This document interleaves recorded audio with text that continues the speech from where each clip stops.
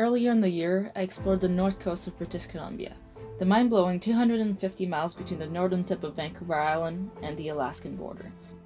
Thanks to its numerous fjords and islands, it counts thousands of miles to its coastline. Known as the Great Bear Rainforest, it is one of the last few sanctuaries for many endangered species like the coastal wolf and the spirit bear. After putting some miles under Oka's keel, I had little choice but to go back to work as the budget was getting low.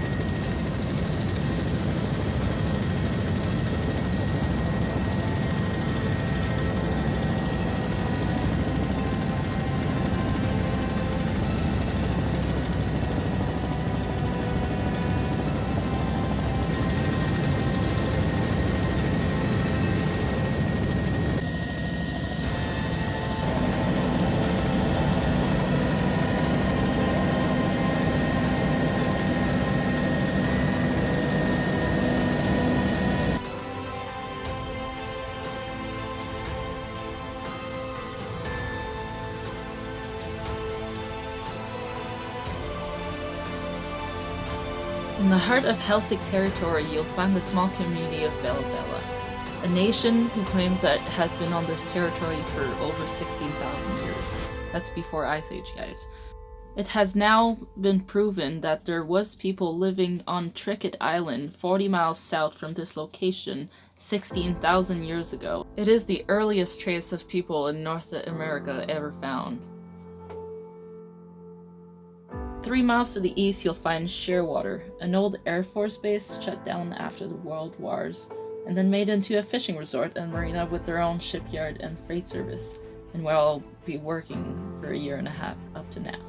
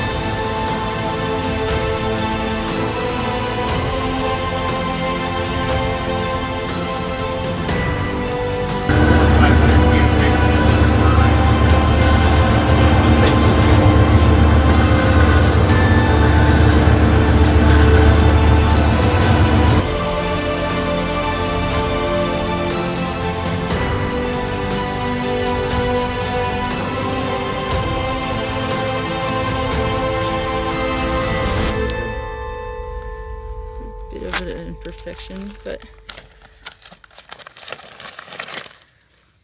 Back on Oka, I was lucky enough to have a friend paint the bottom and raise the waterline 4 inches for me while I was away at work. When I got back, I literally had a mountain of stuff that I needed to install. I had to, not only the new antenna and coaxial cable to go through the mast and install the new radio, I had to build some cabinet doors, I had to fix my leaking dinghy, I had to make sure the ship is ship-shape, that everything is in order and ready to go. I had so much to do in so little time, everything was in a rush. With the help of a friend, we built a new keel on my sailing dinghy.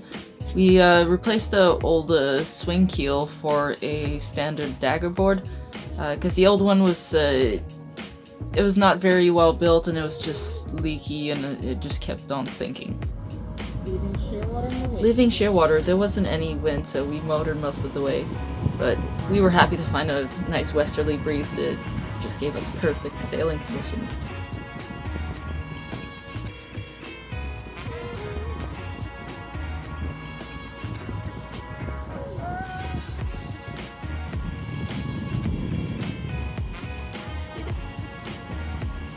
To pull into the anchorage in Calvert Island, I turned on the engine, and it started acting a little weird. It would surge and be erratic. It stopped doing it, so I wasn't too worried until the noise really changed, and that's when I got really worried. It started smoking blue smoke. Never sound like that before. In 2 years of owning this boat, I've never experienced any trouble like that. So I turned it off as soon as I could, and inspected the filters. I couldn't find anything wrong. So I had not much choice but to keep on going, so the next day I just left and...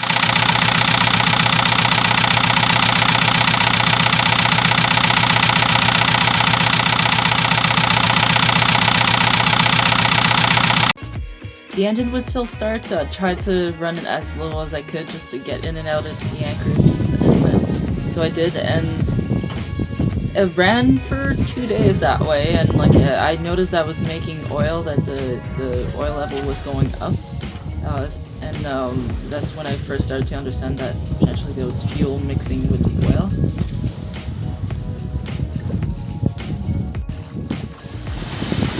We're finally getting away. The last morning, coming out of Bridges Inlet, it started popping up quite a bit, being really, really erratic and smoking a lot of blue smoke. So I turned it off right away, and we just carried on under sail for about 10 miles, 15 miles or so, up to Egg Island, where the nice northeasterly breeze just died off, and we were headed southwest, and the wind picked up at 0 to 5 knots. From the southwest. We were trying to tack back and forth in the swell with hardly enough power to move my big old cruiser.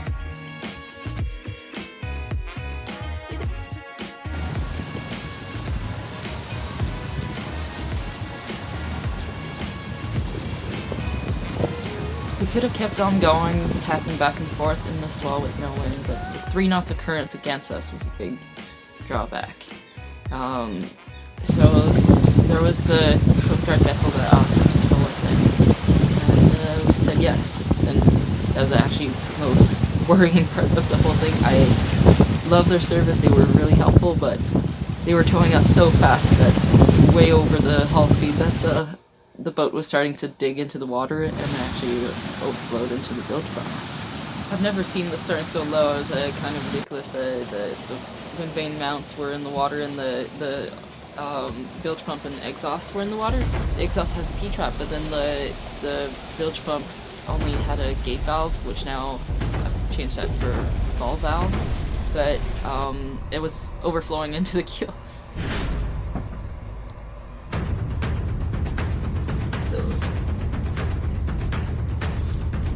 And that's what I have to remove down there, this machine that we can barely see. Gotta love sailboats for the access. Oh yeah.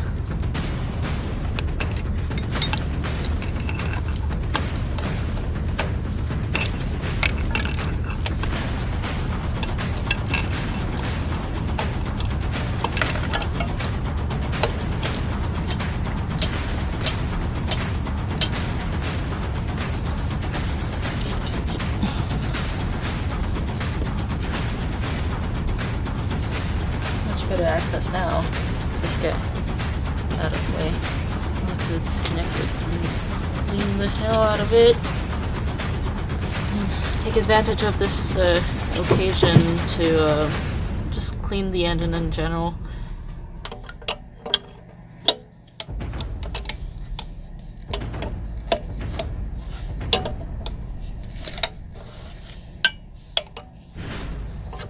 What it looks like after taking the manifold out. Injection pump in and out. I had to remove 2 of the fuel lines. So this guy, it's on the side here, and I have it all written down, the angles and everything. So what I'm having a hard time with is I got this bolt out, but I can't get that one back there and the one underneath out. As you can see, it's quite dirty down there. Try my best to not get any dirt inside of it. That's what happens when your engine room is in your kitchen or living room. Because in mine, it's both.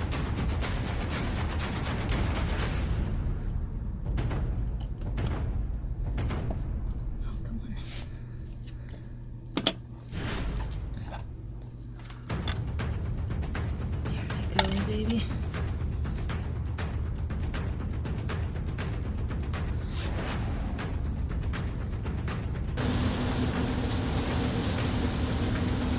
With the injection pump out and sent to be tested, at least when we get an answer, we'll know if that is the problem. I kind of hope it's just a seal that went in the injection pump. That's what I'm hoping for.